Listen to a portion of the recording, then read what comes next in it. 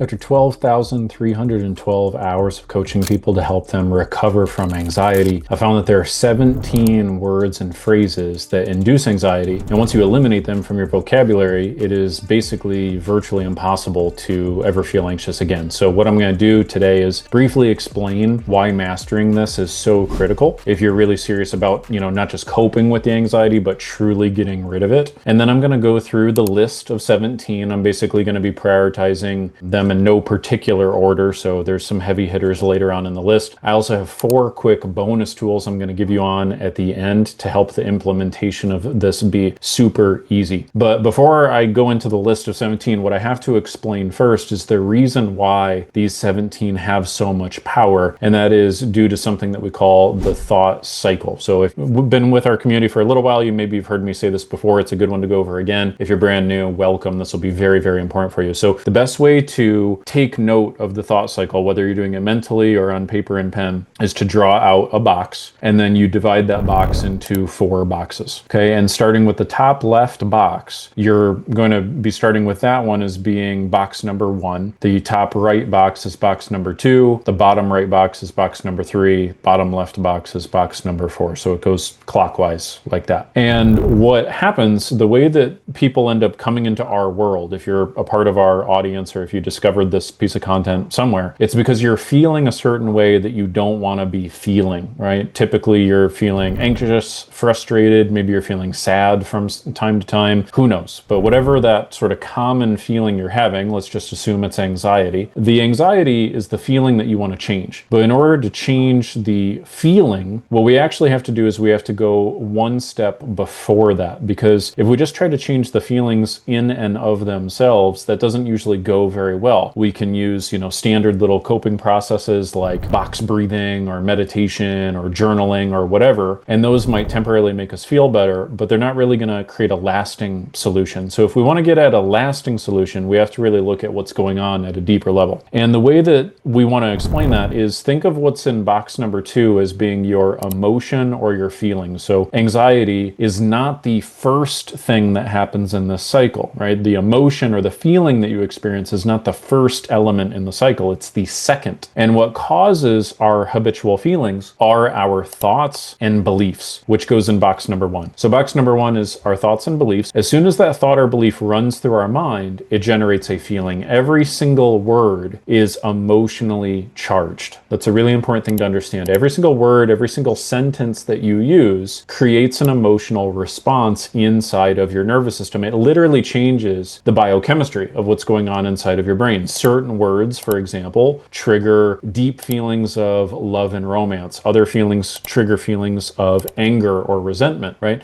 So the simple example to think of would be if I came to you, let's say you and I were friends, you and I were at a party together a couple days ago, and then I call you up and I'm making a comment to you about what I heard you say at the party. And if I say to you, hey, I think at the party the other day, I think you were a little bit mistaken. Okay? If I said that to you, that might cause a certain reaction in you. If instead I said, hey, when we were at the party and you were talking about that thing, I got to tell you, you're wrong about that. Okay, so if instead of saying mistaken, I say you're wrong, I might mean the same thing, but doesn't the word change how you feel? Wouldn't that change how you feel if you had a friend tell you that you're wrong versus if they told you that you're mistaken? What if that same friend of yours called you a couple days later after going to the party and they said, hey, that thing that I heard you saying at the party, you were lying. I know you were lying, right? So if someone says you're mistaken, or they say you're wrong, or they say you're lying, we're only changing one word, but that one word is going to dramatically change your emotions. And when we change our emotions, we change our actions or reactions, which is the third box. So first there's a thought, then there's a feeling, then there's an action.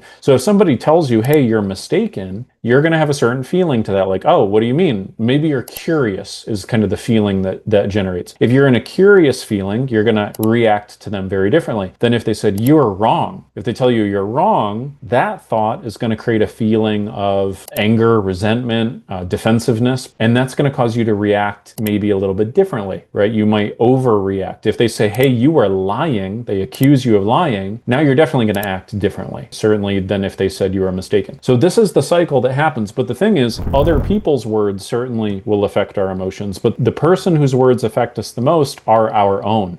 And what people don't realize is that you have a habitual series of thoughts that you think every single day. So scientists have verified that 80 to 90% of the thoughts that you think every single day are the same day in and day out. Now you can train the brain to think differently, to change the percentage of those thoughts that are of a particular quality. And that's exactly what we're doing here today. I'm going to be walking you through the 17 words and phrases that you really need to make sure that you get rid of if you're really serious about getting rid of anxiety. And when you change the words and phrases that you use, you change how you feel. When you change how you feel, you change your actions. When you change your actions, you change the results that you get in life, which is the fourth and final box of the thought cycle. And so if I were to say, you were mistaken, that's going to cause maybe curiosity. You might ask for clarification, which is the action you take. And then that's going to create a result of us continuing the conversation and still being friends. If I say you're lying, then that's going to create a feeling of defensiveness. You're going to probably overreact. When you overreact, it's going to create the result of probably damaging the relationship or the friendship. Okay. But again, we run these cycles inside of our own head all day, every day. And so I guarantee if you're dealing with anxiety, you are saying some of these to yourself. Let me know in the comments which of these that you are doing, please. It will really help me serve you at a higher level. Okay, the first one is the word can't. So can't is without a doubt 100% the highest anxiety-inducing word in the English language. Can't creates a belief that we have fewer options than we actually have. And we feel anxiety in direct proportion to how few choices we convince ourselves that we have. So one of the very first things I'm on the lookout for whenever I take on a client is if they're using the word can't. And for each one of these 17, by the way, I'm going to give you the alternative, what you want to replace this with, which will make your life a lot easier. So rather than saying the word can't, which by the way is virtually never true, like people have a tendency to really overuse this word. They'll say things like, I can't focus. And I'll say, that's absolutely not true because you're on the phone with me. You're focused on the phone with me right now. So you can focus. And people will go, well, yeah, that's not really what I mean. And the thing that you want to understand is that your nervous system takes what you say literally, right? So what you actually say, the actual literal words that you create a belief system. You want to remember repetition equals belief. Okay, so when you repeat something to yourself, even if you don't really mean it that particular way, you're going to end up creating a belief that that is true. And this is where things get really interesting because you'll see how these combine with each other to create really, really disastrous outcomes. So if I say to myself, well, I can't focus. No, that's not true. I focus on all sorts of things. So the appropriate response is I can and I will, even if ... Okay, so that's what you want to replace this with. So I can and I will focus on this even if I get distracted from time to time. I can and I will go to the gym even if it's a little bit difficult for me at first and I'm a little sore my first week back. I can and I will go have a conversation with my boss even if it's a little uncomfortable. Okay, so by using this new language, you're going to start freeing yourself up a lot. When people say can't, it's not really true that you can't. What it is you're afraid of something. And you tell yourself you can't in order to let yourself off the hook from confronting what you're afraid of, right? And what you're usually afraid of is either A, uncertainty, you just can't control it, or you can't be 100% sure of exactly how it's going to go. And we feel anxiety in direct proportion to how much certainty we require. So you better get used to requiring less certainty already. The other thing that you might be afraid of is you're afraid of not measuring up in some way, not being perfect enough, not being seen as effective enough, not achieving enough, not figuring out as quickly as you believe you should. So not living up to some sort of mental, imagined ideal, basically. And so you got to confront those anyway. So it's okay to just be honest. You could say, you know what? I can and I will, even though I've been scared to do it. I can and I will, even if I'm a little afraid about how it's going to go. I can and I will, even if I'm a little uncertain. Okay, these are all things that will empower you. They will start the process of what we call taking your power back, reminding you that you actually have more choices than you believe, that you are the one in charge of your life, and that no one is trapping you. No one is locking you into the state that you're in except yourself with the language that you're using. Because every piece of language, like I said, creates a belief. A belief is, think of a belief as being like a glass wall. Okay. And in fact, they actually did a study with this. I forget which type of fish it was, but they took fish. Okay. They took small prey fish, like tiny fish that bigger fish eat. They put the fish in a fish tank. They put a big fish that preys on the small fish in the fish tank. What did the big fish do? Big fish chases the small fish, eats the small fish, okay? Then what they did was they put a glass divider in between the two halves of the fish tank, where the tiny fish were on one half of the fish tank, the big fish was on the other half of the fish tank. What does the big fish do? It tries to chase after the small fish. It bangs its nose into the glass once, twice, 3 times, 4 times, and then eventually what it does is it stops banging its head against the glass. It realizes, it creates a belief that says, I can't go over to that half of the fish tank. So then what do? They remove the glass barrier from the middle of the fish tank, and what does the big fish do? It doesn't even chase after the little fish anymore, because it created a belief that said, I can't go over there. If I try to go over there, I'm going to experience pain. And so when you tell yourself you can't do something, what that is it's you putting a glass barrier between you and what it is that you really want. And there's no real barrier there to begin with. It's actually not putting a glass barrier there. You're believing that a glass barrier is there.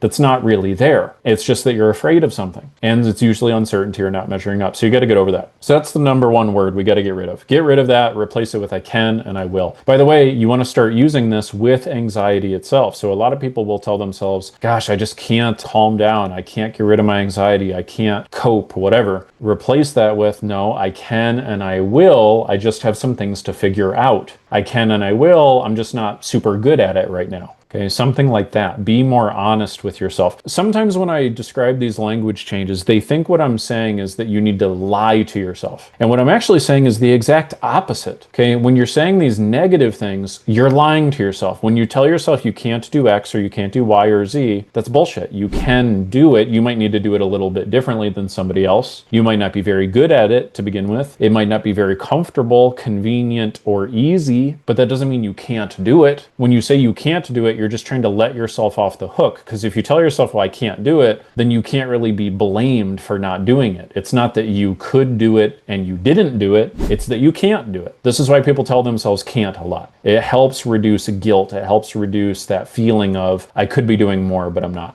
The second word that we need to remove if we're looking to get rid of anxiety is the word try. We need to replace this with will or won't, and here's why. Try, what try means, okay, and I've studied this, I've worked on this thousands and thousands and thousands of hours with people. The thing that try means, when we say try to ourselves, the way that we internalize that is it means I will put in effort. I will put in effort, but I will only put in so much effort. If it doesn't conveniently fall together, then I'm gonna stop putting in effort. That's what we actually mean when we say try. When we tell ourselves we're gonna try to do something, it's always conditional. It's like, okay, well, I'll do that if it's easy. I'll do that if it's simple. I'll do that if it's easy to understand. I'll do that if I don't get interrupted. I'll do that if somebody else doesn't want me to do something instead. I will do that if all of the conditions are perfect. I will do that. That's basically what we're saying. And the thing is, none of those things is going to take place. So really, when we tell ourselves, I try or I will try, again, we're basically trying to let ourselves off the hook. We're kind of saying, well, I tried. I did my part, but the whole thing just didn't come together. And that'd be like saying you were going to drive across town with your child and your child's in the back seat. You're going on the highway, you're 60, 70 miles per hour. And all of a sudden your child, they unbuckle themselves from the car seat. Are you going to just try to get them back into their car seat? Is that what you're going to do? Are you going to, just do your best? Are you going to like go back there and go, oh, sweetie,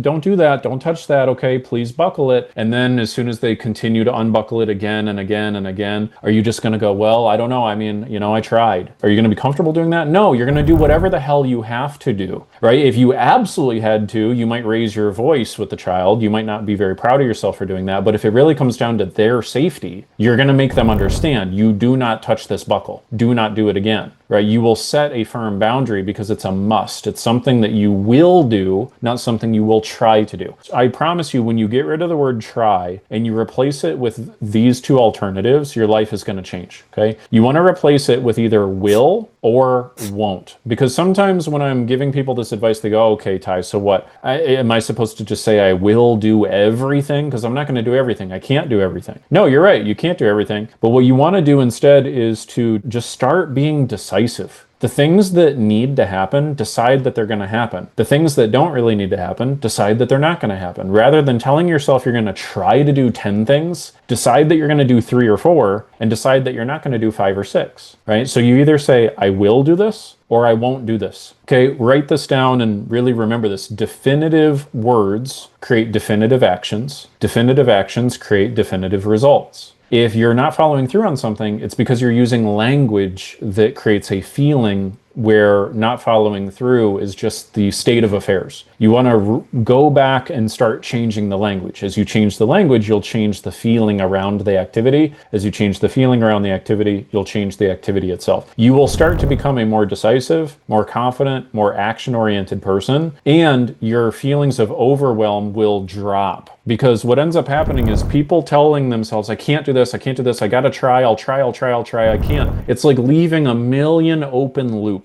open in your head. They don't get closed. You just tell yourself that you can't, or that you'll try, or the next one is I should, and the next one is I have to. So number 3 is I should, number 4 is have to. You tell yourself these things, so then it all just piles up. It's like leaving a bunch of browsers open on your computer. It's like never getting the stack smaller. And so, but yet you're also telling yourself that you have to do all these things. So there's things that you probably tell yourself you have to do that you just simply don't have to do, right? That you really truly don't have to do. It's not like the world is not going to end if you don't do it. There's things like that. There's also things that you tell yourself you should do. That same thing, you don't really absolutely have to do it, but at the same time, there's things you probably tell yourself you should do that you really, really, really do need to do, that like it would be healthy for you, it would make your life better, it would make your marriage better, it would make your career better, whatever, but you're just not doing that thing. And you always want to check the language. So instead of using should, again, trade this for I will or I won't. Instead of I have to, you want to replace that with I choose to.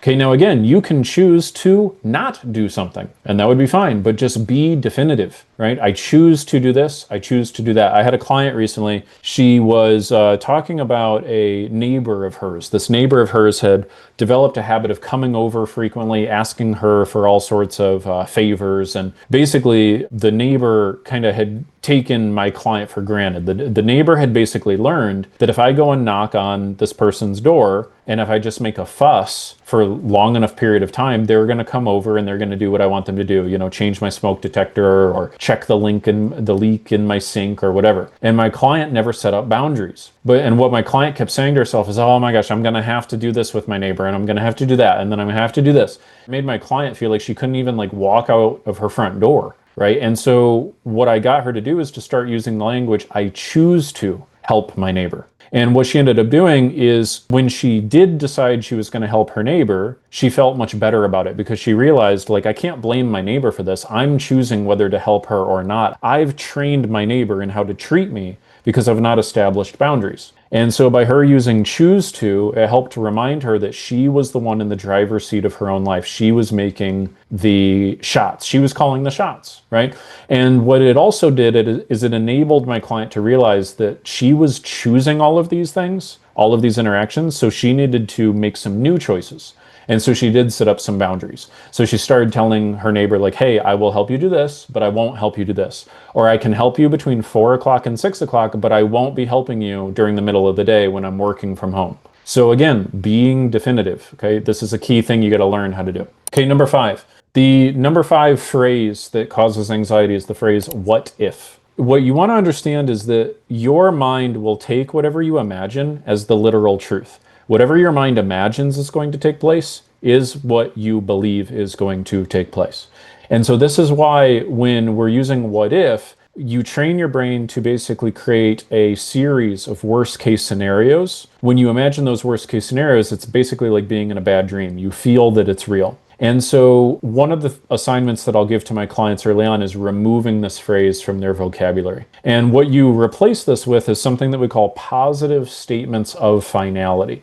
So a positive statement of finality is basically you declaring to yourself, this is how this is going to go. So you claim that a desired outcome is what is going to take place. So examples of this would be, what if I go to the party and I feel anxious? You would instead want to say, we're going to go to the party and we're going to have a great time. Okay. Or instead of, what if I go to work and I feel overwhelmed? Instead, you would want to say, I'm going to go to work, and regardless of how I feel, I'm going to get through the day no matter what. Like I will get through it. It's going to be a good day. Okay. I'll give you one final example. Instead of saying, well, what if I bring this up with my spouse and he gets mad at me? Instead, you could start to say, we're going to talk about this and we're going to come to an agreement one way or another. Okay. So you want to start to declare how you want things to go. Decide what you're going to believe will occur in advance, and don't believe everything that you think. If you just take the automatic default narrative that your brain is giving you, your mind is going to assume that a worst case scenario is going to take place, even though it's incredibly unlikely to do so. Decide this statement, this declaration of how I want this to go, this is how it is going to go.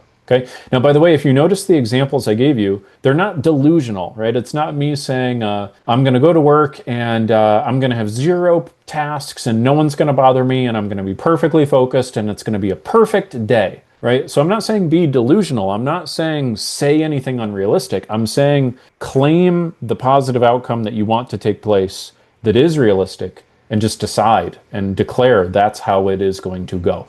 Get used to using that kind of language with yourself and you will start reducing your anxiety massively. Number 6 is using the phrase, I have anxiety, or basically claiming anxiety in the present tense. What you want to use instead is a magical phrase, which is the phrase up until now. Up until now, I have had anxiety, but starting now, my recovery has begun. Up until now, my anxiety has been out of control, but starting now, I'm beginning to take control of it. Okay, things like this. Now, by the way, if you haven't caught on, you can use this in a lot of other areas besides just describing anxiety. You can use this to change any type of behavior that you want. So rather than saying, I haven't been working out lately, instead you want to say, up until now, I haven't been working out. But starting now, exercise is something I take very seriously. So when you talk about something that you don't like in the present tense, it continues to live in the present.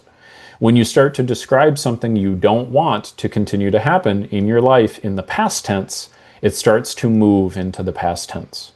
So this is a really key thing that will work for you really well. Use that in good health. Number 7 is the word but. Okay, but there's a strategic way that you need to make sure that you're not using the word but. I'm not saying remove the word but entirely from your vocabulary. Specifically, the way you need to remove this is from the following type of phrase. What people will usually say to themselves is they'll say something like, I want X, but Y. I want to be doing more at work, but I'm feeling overwhelmed. I want to be exercising more, but I don't have time. I want to be spending more time with my kids, but I've got a lot of things going on at work. What this does is when you say this to yourself, it creates in your mind an arbitrary fork in the road, or we call it a false dilemma. It makes your mind to believe it's this or it's this, not both. And so again, this creates a feeling of damned if I do, damned if I don't. It creates a sensation of having less choices.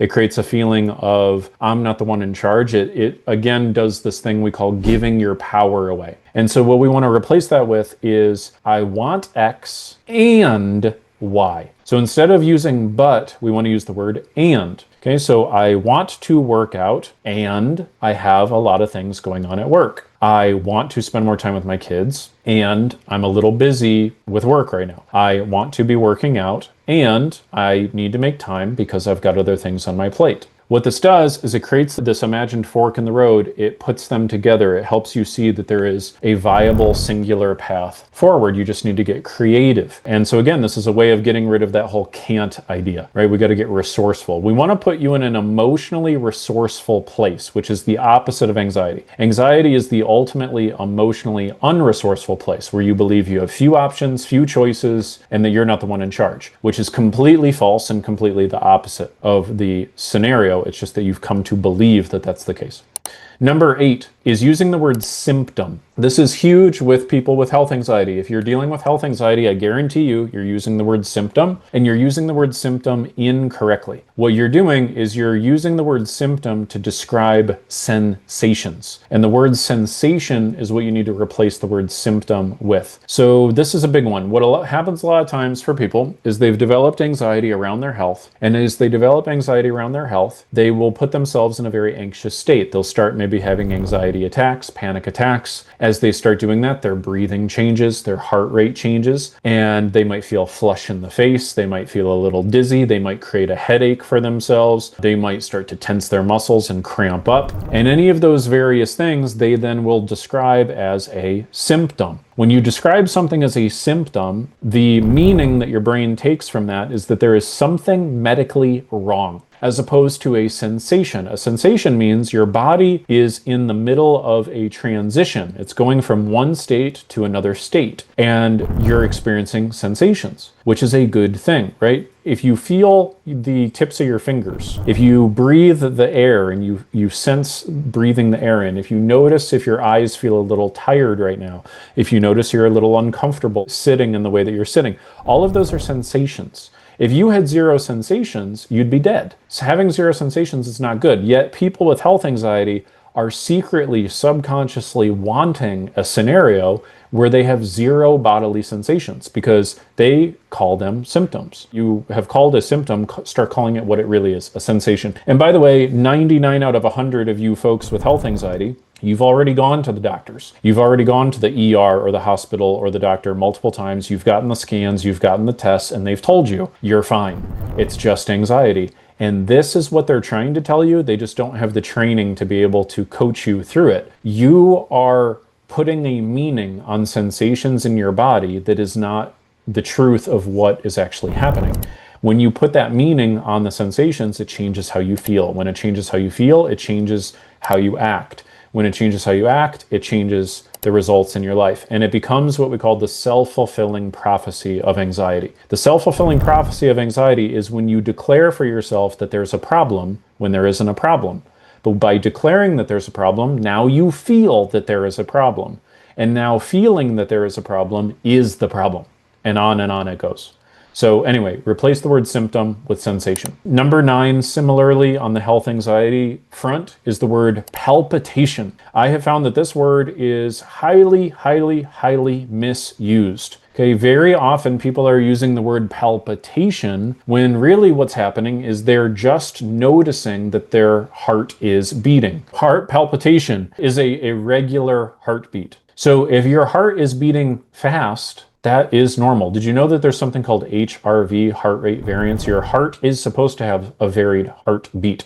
Your heart is not supposed to have the same heartbeat all day, every day. That would mean that you're getting no exercise. That would mean that you're not putting your body in that caloric burning mode. You're not building any muscle. You're not stressing the body. The human body is anti-fragile, which means that the more that you use it, the stronger it gets, as a general rule. Obviously not doing dumb things, right? So you're supposed to have heart elevation. Your heartbeat is supposed to raise, especially in a situation that is legitimately like dangerous. Say like you're driving and someone almost hits you, your heart is supposed to start beating faster. That doesn't mean you're having a palpitation. When people call it a palpitation, you end up convincing yourself that you have a heart condition, and you don't. Your heart is just beating differently. It's not beating irregularly, it's beating differently, okay? And so don't Google diagnose yourself with heart palpitations. Start calling it what it really is, which is it's a heartbeat. And it is okay and normal for your heart to beat a little faster from time to time. Okay, number 10.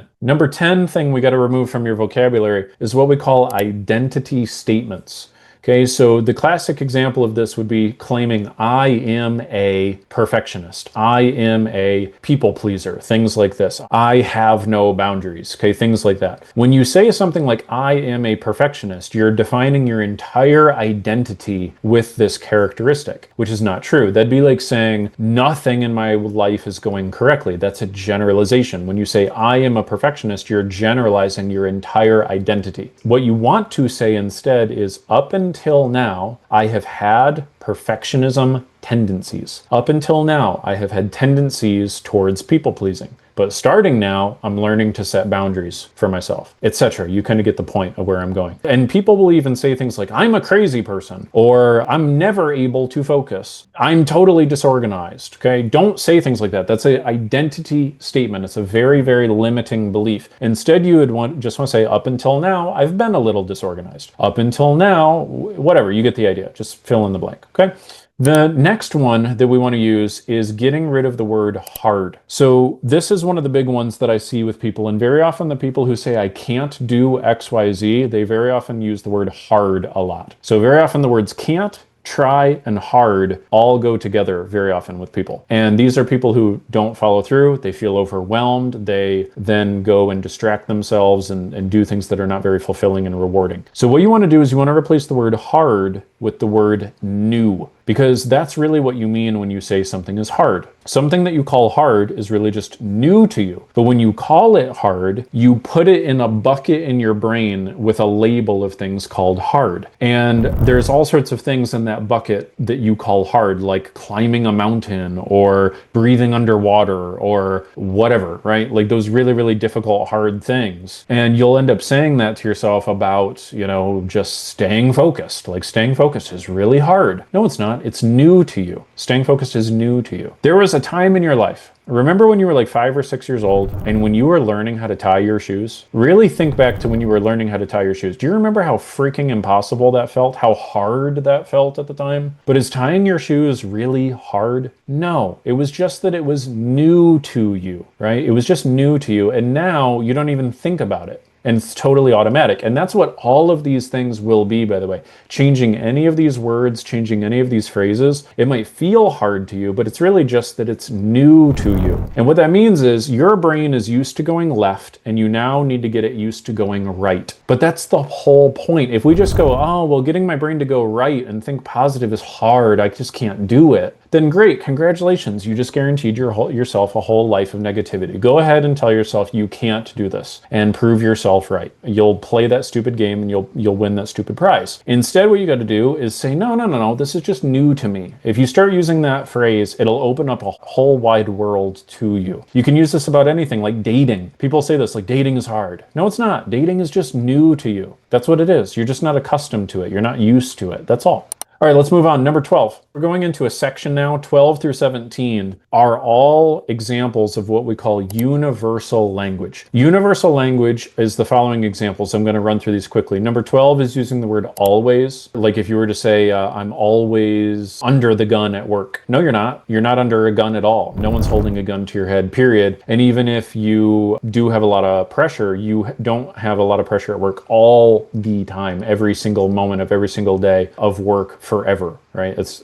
just not true. Number 13, never, using the word never. I had someone earlier who told me I never get attention from my partner. Not true. You just don't get the attention that you want, and you don't get it as frequently as you think you should get it. It's not that you don't get it, never. Number 14, everyone hates me. Everyone dislikes me. Everyone, whatever. Not true. People are just not reacting to you in a way that matches up with your expectations of how they should react to. Number 15, no one cares. Not true. People are routinely showing you that they care in ways that don't match up with your preferences of how people should show you that they care. That's what that means. Number 16, everything. I have to do everything. Not true. You choose to do a series of things that you don't like to do. That's what that really is. Number 17, nothing. I have nothing going for me. Not true. You have plenty of things going for you. There's just a series of things that don't match up with your current expectations. And you're probably not taking the actions needed to make it be how you want it to be. Okay, so we want to remove generalizations. You got to challenge yourself to be honest with yourself. And there's a little phrase, a little mantra I like to use, which is whenever you're in pain, your brain is lying to you. All of these 17 examples are just examples of how your brain lies to you. So when you know that phrase, like say the truth and it will set you free.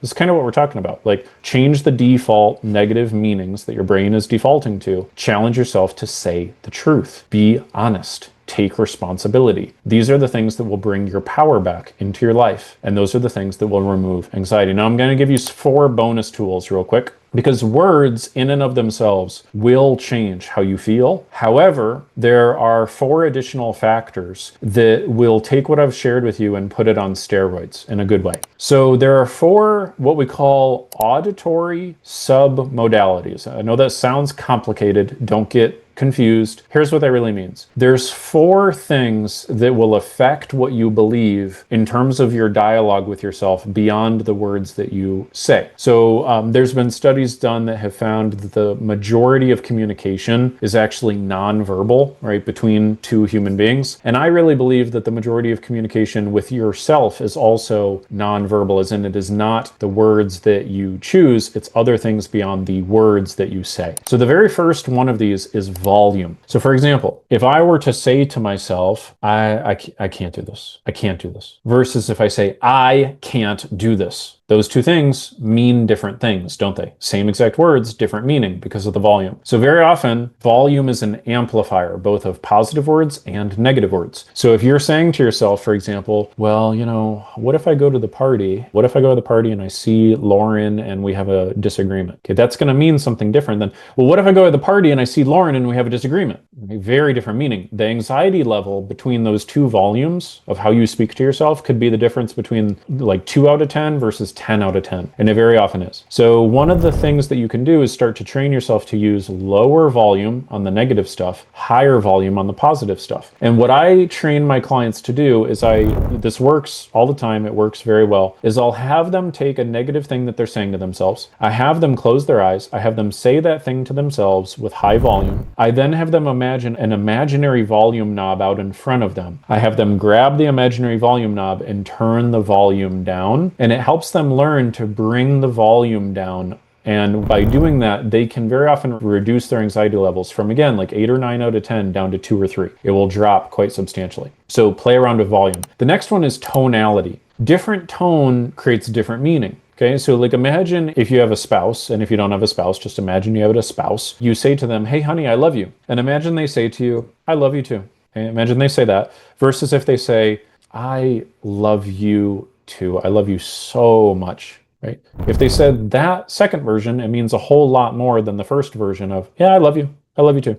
Same words, different tonality. Different tonality, radically different meaning. So one of the things that we'll do with our clients is we'll have them notice the tone that their mind is usually using for these anxious thoughts. And what we'll do is we'll have them change the tone, like flip it around. And one of the things that we do, it sounds really silly, but it works really well, is take one of those negative things that your mind says to itself regularly, and then give yourself, like basically imagine that the tone of the voice in your head, like imagine that you've inhaled a whole balloon of helium and now it says that really negative thing. What you'll notice is that thing that used to make you freak out and anxious now will all of a sudden make you laugh, right? And so you can do this, it's called scrambling, right? It's basically a way of taking like this old CD that is played in your brain a certain way and scratching it.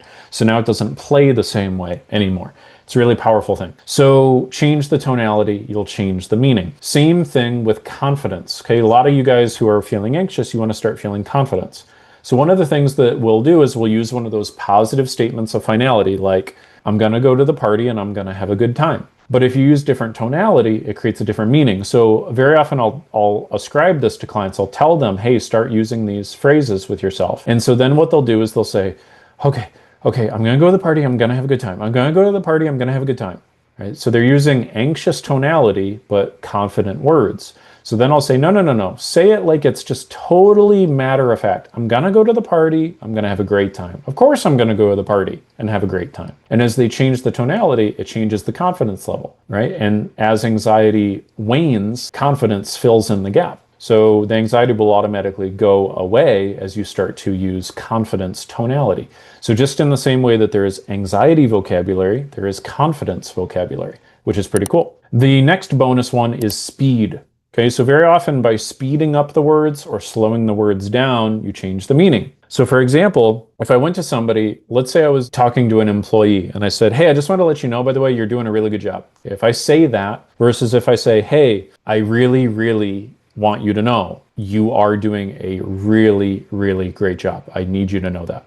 Different meaning, right? Different speed, different meaning. So one thing you can play around with is changing the speed of the voice, right? Inside of your head. Number 4, This is my final bonus here for you, which is repetition equals belief. You want to remember that. Anything you repeat to yourself, you will believe. And so the reason why you feel so negatively, the reason why you feel that you can't do these things, the reason why you feel that it's so hard is because you've told yourself that so many times. Change your language first. The feelings will follow, your actions will follow that, the results will follow that. And as your results change, it then creates more positive thoughts and feelings. And you end up getting into the virtuous thought cycle that goes up and up and up, as opposed to the negative thought cycle that goes down and down and down. So that will work very nicely for you, okay? And just as there is anxiety vocabulary, there is confidence vocabulary, or there's vocabulary for happiness or depression or any of these feelings. And so what I encourage you to do is to rip off other people's belief systems unapologetically, right? So if you find that there's somebody else in your life